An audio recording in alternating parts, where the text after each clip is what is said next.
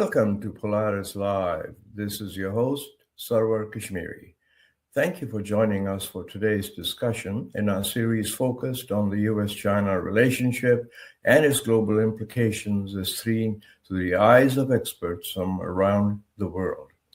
This user-supported channel is brought to you live in conjunction with the Foreign Policy Association of New York. Reminder, if you have questions for today's guest, please feel free to submit them using the bar on the right-hand side of the screen.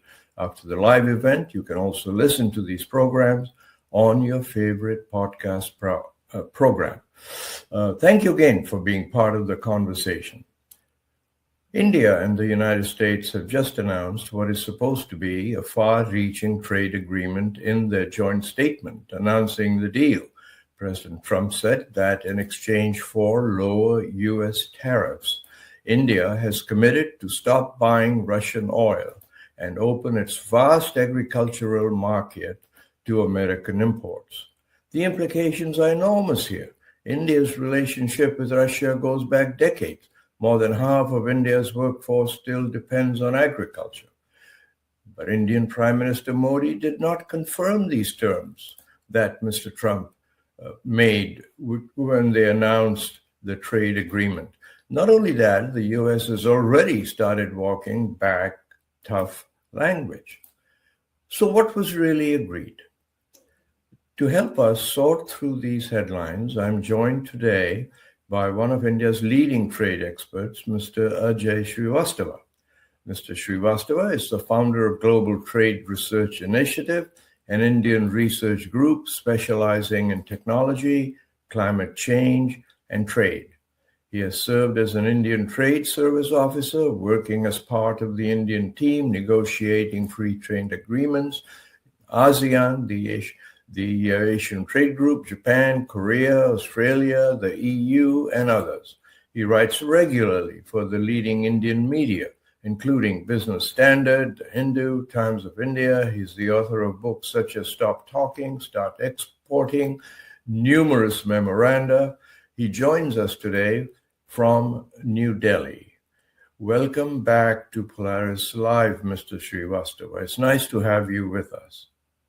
Thanks, Sarwar. Thanks for inviting me. Listen, before we start, there's late-breaking news, and I want to get a comment from the Indian side. The U.S. House just voted to override President Trump's tariffs on Canada, and a small number of Republicans joined the entire Democratic side of the House. Now, this can be overridden by Mr. Trump, but it sounds like a real warning shot across the administration's bow. So my question to you, Ajay, is this too early to ask what kind of response this is getting in the Indian papers, media, and what do you yourself think about this? So we are also, along with this, we are also awaiting keenly the judgment from U.S. Supreme Court. And the way the decisions of the lower two courts have gone against the reciprocal tariff of Mr. Trump, and the initial observations of the U.S. Supreme Court, we feel that Supreme Court most likely is going to rule against Mr. Trump's reciprocal tariffs.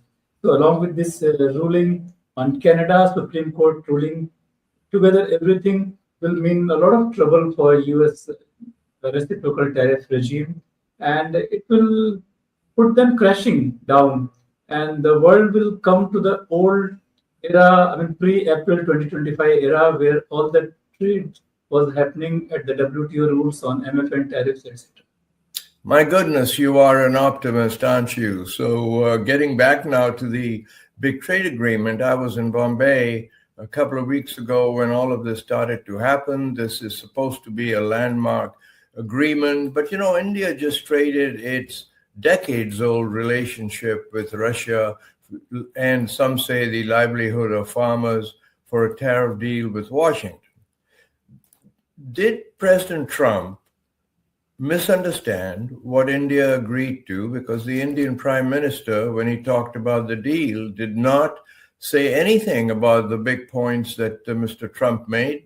mainly that India had agreed to stop buying Russian oil, and Indian agriculture products now faced competition from the United States. What is going on here? The two leaders of countries differ. Sort all this out for us, Ajay.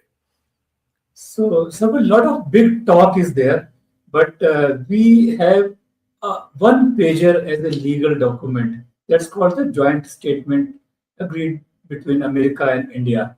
The joint statement doesn't mention about India stopping purchase of Russian oil. US Secretary Mr. Trump and US fact sheet says that India will stop buying Russian oil, and if US gets any evidence of India buying that oil, they will reimpose 25% tariff. And he talks about this. But Indian side is totally mum on this. And we feel if there is a formal agreement between India and United States about the Russian oil, it should have been included in the joint statement. It's conspicuously missing from there. That means talk about Russian oil is not linked to the trade deal.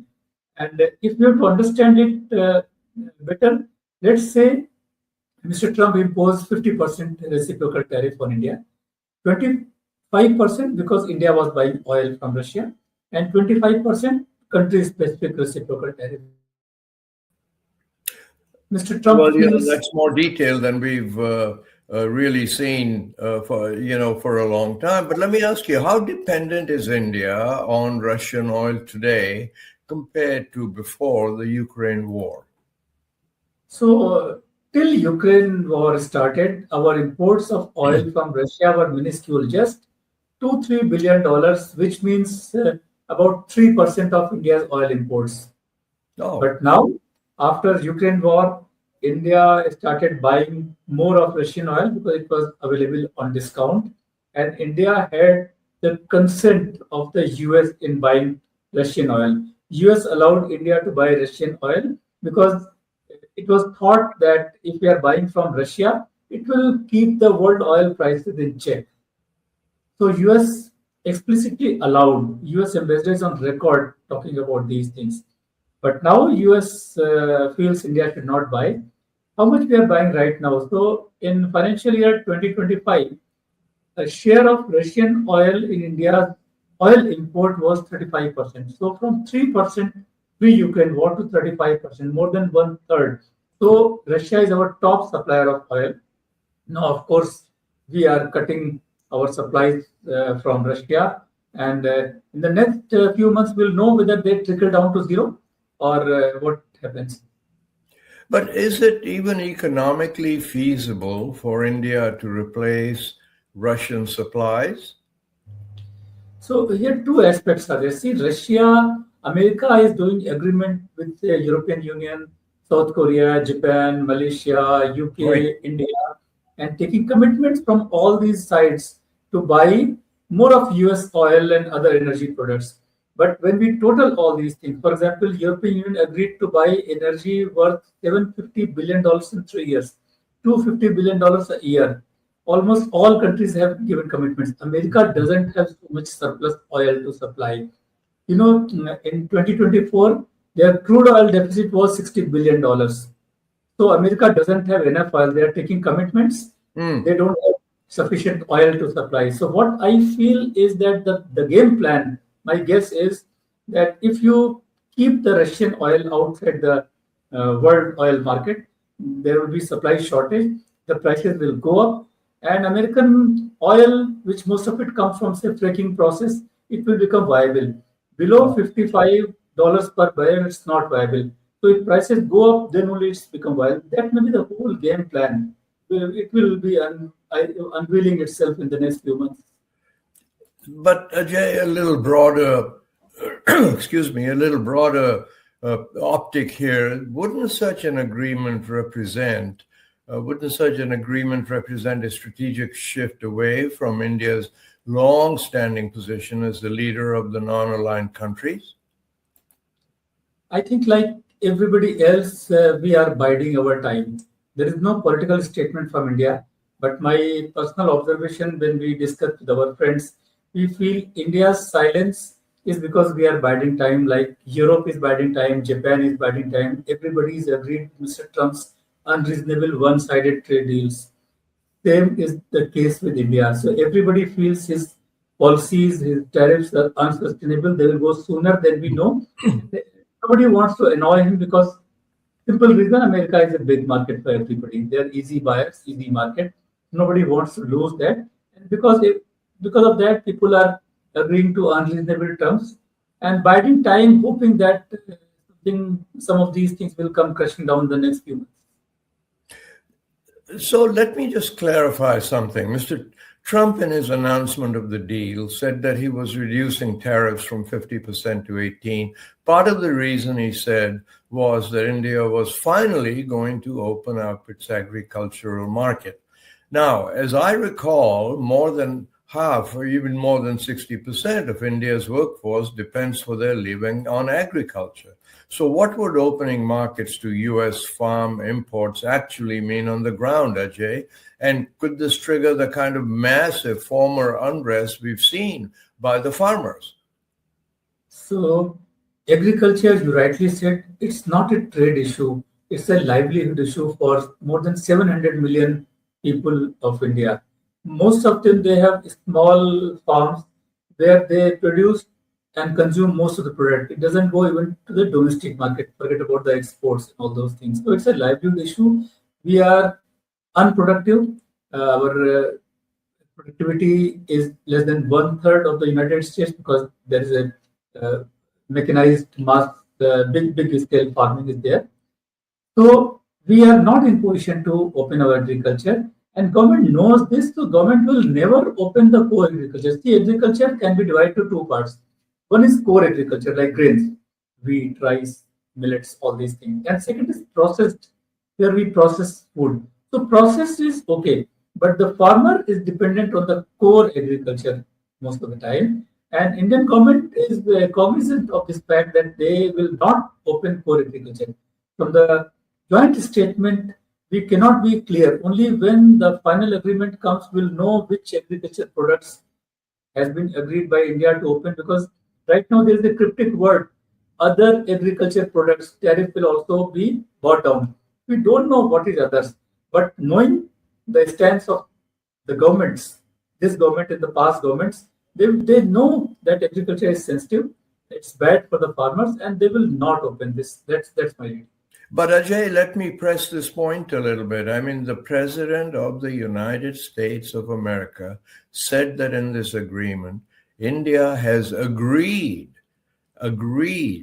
to not buy Russian oil, but more importantly to this topic, to open India's market to American agricultural products. What are the Indians making of this, that the President says India has agreed? Sarwar, I will totally ignore what US fact sheet the US President says. I'll go by the legal document. That's a joint statement, because that's binding on us. Joint statement says that India will eliminate or reduce tariffs on all industrial products and many agriculture products. Agriculture products run in thousands. As I say, the core agriculture product like grains, we are never going to open. Never. Process is fine. We are comfortable with that. So whatever anybody says, I will ignore that, because I know the governments, how they are reacting to such things.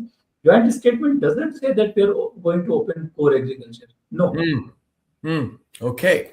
Well, let me take a moment to remind viewers that Polaris-Live is a commercial-free and entirely viewer-supported channel. Please support us by signing up to our mailing list at kashmeri.com and becoming a subscriber on our Substack channel. The nominal subscription of $100 per year will also get you a one-page, professionally curated executive summary of each program delivered directly to your mailbox.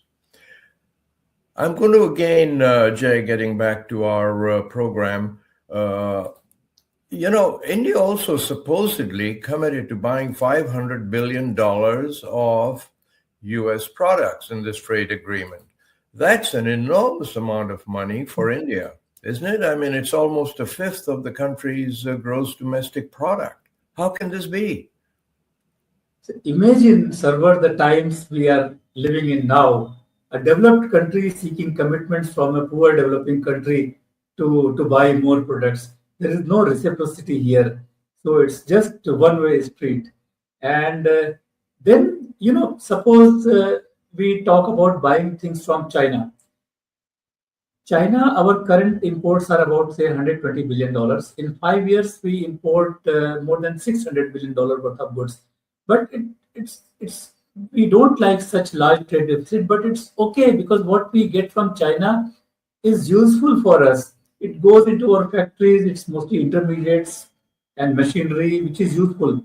US doesn't have the broad product to supply to us. So where US is good is highly subsidized agriculture products. We don't need that. We don't want that. Then they are into energy products. We can buy some more energy, but the US doesn't have sufficient oil to supply to every country it has taken commitment from. US Right. is into high-tech products, semiconductors, aircraft, military wares, all those things. But US is nearly absent from most of the industrial goods space where China masters. That's why even if I want to buy from US, I'll end up buying most of the products we don't need. For example, some Indian government officials say that we'll buy Boeing. So Mm. today, yeah, we have new and old about 200 Boeings. Suppose the average price of one Boeing is $300 million.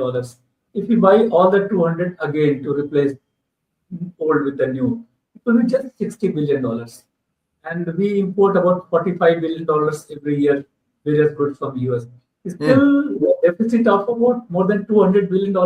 I don't know how far we can buy nuclear reactors and military aircrafts and data centers.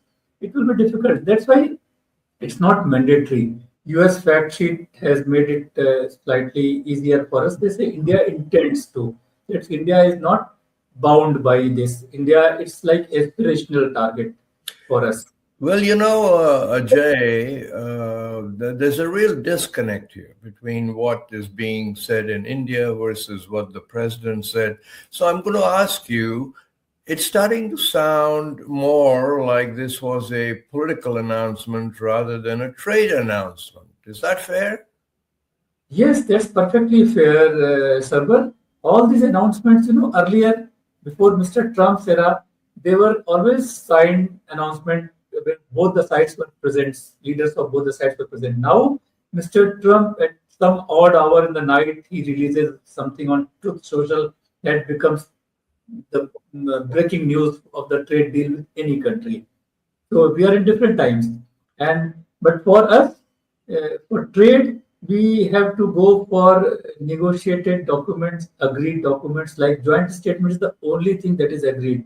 Rest everything, president may something, it's all right. It can be contested. Well, they say that Mr. Trump has a very different style of negotiation.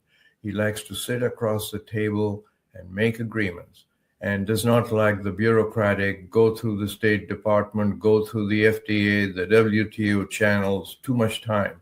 So this really disconnect is starting to show the weakness of this approach, isn't it, Ajay? Absolutely, yes. And Sarwar, we must recognize that if two parties are there, it's not a war situation where you are the victor and other party is vanquished. You cannot dictate your terms. If you're dictating your terms, understand that deal is going to fall through. If not in months, within a year or as soon as Mr. Trump goes, it's going to fall through. The EU has already suspended the agreement with the US, and more such things will happen. Now, also both sides, and I'm pressing this strategic issue now, both sides have agreed to strengthen economic security alignment. In effect, this means to me that India's economic and security policies have to be aligned with those of the United States. Well, this appears to cause a real problem because if the US were to sanction a country, India would be required to follow suit. India would never agree to something like this, do you think? Sarwar, this concerns me most, this para, and we have to see how the legal text pans out on this. But I agree with you. This means if US sanctions some country, US puts tariff on some country, US wants you not to buy nuclear reactors from someone, US wants you not to invest in some country. US wants you to not accept investments from other country. I mean, then you are tied up with US. And for India, US was always standing with the opposite side in any war with Pakistan.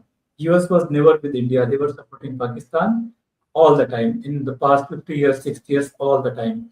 Then, if we see we are aligning with the US, US doesn't, at least in Mr. Trump's era, I see the disparaging statements from US officials continuously coming against India.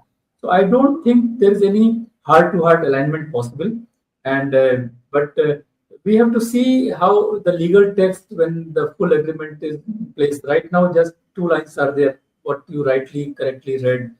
So we have to right now whatever is there is concerning. I don't like this, but I think Indian government is smart enough to take care when the legal text is. Well, I just find it very, very revealing that this came across from the United States side as a done deal. But obviously, as America is starting to walk back some of the agreement that it said India and America signed, it really appears to be that this is still being negotiated. But I mean, there's a more strategic optic here, isn't it? That just negotiating this deal suggests optically that India is moving closer to the US camp. Is that true? You agree? So joint statement suggests that, but joint statement is just the beginning. See, there are two kinds of agreements US is negotiating with countries. One is framework agreement, 3-4 page deal like it has done with say European Union or Japan, and detailed deals like it has done with Malaysia. The Indian, which runs into hundreds of pages, where everything is legally defined. So because we both times India and US agreed to do a bilateral trade agreement, which is a detailed one, like Malaysian one. Right. So both the states will negotiate line by line. They will say about each product, whether India is allowing tariff cuts, whether US is allowing. On the security arrangements we are just talking, there will be a detailed chapter running into a few pages about what India is expected to, what US is expected to do, all these things. There, I think we'll know for sure then, and I hope Indian government will take care of these. So how do you think China, Russia, the global South read this agreement? I think they must be waiting for the fine prints. It's just a joint statement. It's a statement of, it's like seeds. Seeds are hidden here in this. But even seeds, I don't like the seed on this part, security and economic. I don't like this seed. This means India compromising on its independence, going towards US camp, which was never the case earlier. And I don't think it will be the case in future also. We want good relations with the US. We had great relationship with the US. So many level of engagements are there, people to people, businesses, technology, so many things are there. But it cannot be at the exclusion of some other partners, be it China or Russia or Iran or any other country. India wants to retain its independence. And I think government will ensure that final deal says this loudly. And Ajay, when I was there 2 weeks ago in Bombay, the big news was that after 10 years of negotiation, India and the European Union had agreed to a massive new deal. Do you think that this